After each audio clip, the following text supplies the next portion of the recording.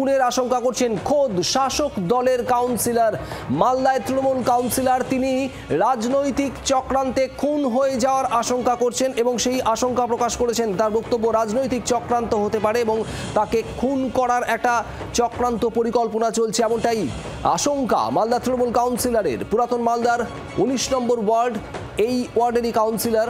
প্রশাসনের কাছ থেকে নিরাপত্তা বৃদ্ধির দাবি জানিয়েছেন তৃণমূল কাউন্সিলর বিশ্বজিৎ হালদার।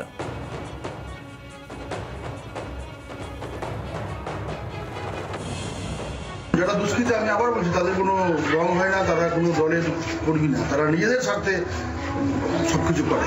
আমি নিজের কথাটা বলবো যে নিরাপত্তা দরকার আছে, তার কারণ আমরা সবসময় মানুষের জন্য ঝাঁপিয়ে পড়ি।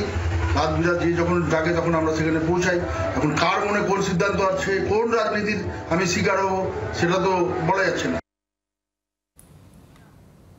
রণজয় সিংহ আমাদের প্রতিনিধি রয়েছেন আমাদের সঙ্গে। রণজয়, এই পুরাতন মালদার তৃণমূল কাউন্সিলর তিনি খুন হয়ে যাওয়ার আশঙ্কা করছেন। আমরা এর আগেও দেখেছি মালদায় দুলাল সরকার সহ একাধিক জায়গায় তৃণমূলের নেতা কর্মীদের খুন হওয়ার ঘটনা সাম্প্রতিককালে। কি আশঙ্কা করছেন তিনি?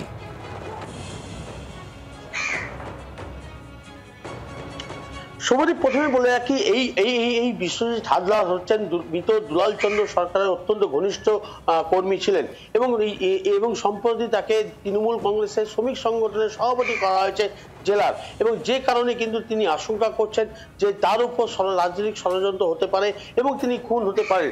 এবং এই আশঙ্কার পিছনে তিনি যে বেশ কিছু তথ্য তিনি দিয়েছেন যে এই শাসক দলে বেশ কিছু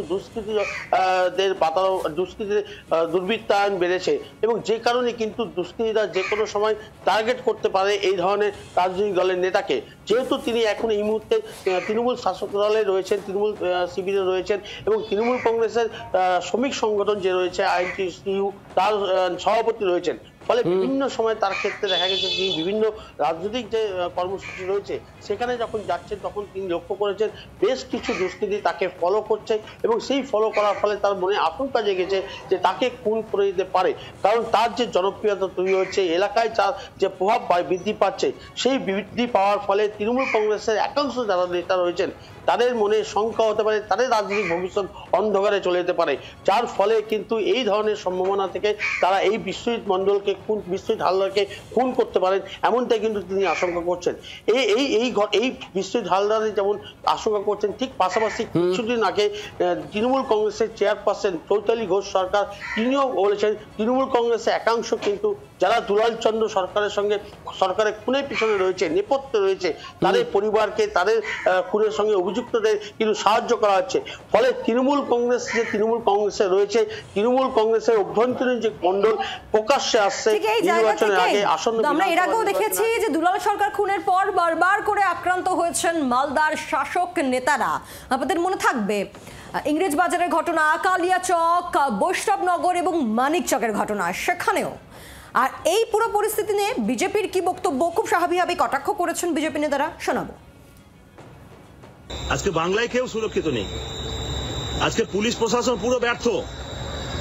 আমি তো বলবো যিনি এই কথা বলছেন কেন, তার পার্টি, তার নেতৃত্ব তার কি করছে, তার প্রশাসন কি করছে? প্রশাসন তো রাজ্যের, পুলিশ প্রশাসন তো রাজ্যের, পুরো ব্যর্থ। উনি প্রকৃত বিষয়টা তুলে ধরেছেন। আর এর পাল্টা তৃণমূল কংগ্রেসের কি বক্তব্য শোনাবো আপনাদের। বিশ্বজিতের কোনো নিরাপত্তার অভাব বোধ করছে এই মর্মে বিশ্বজিৎ কিছু বলেছে বলে আমাদের কাছে খবর নেই, আপনাদের মাধ্যমে জানলাম। আমরা অবশ্যই আমাদের দলের আইএনটিটিউসি, যেহেতু বিশ্বজিৎ হালদার নব নিযুক্ত সভাপতি এবং খুব সংগঠনটা দায়িত্বশীলতার সঙ্গে করছেন, এই ধরনের কিছু আছে কিনা সেটা আমরা দলগতভাবে বিশ্বজিতের সাথে কথা বলব। বাংলার আওয়াজ, বাঙালির আবেগ, জি 24 ঘন্টা।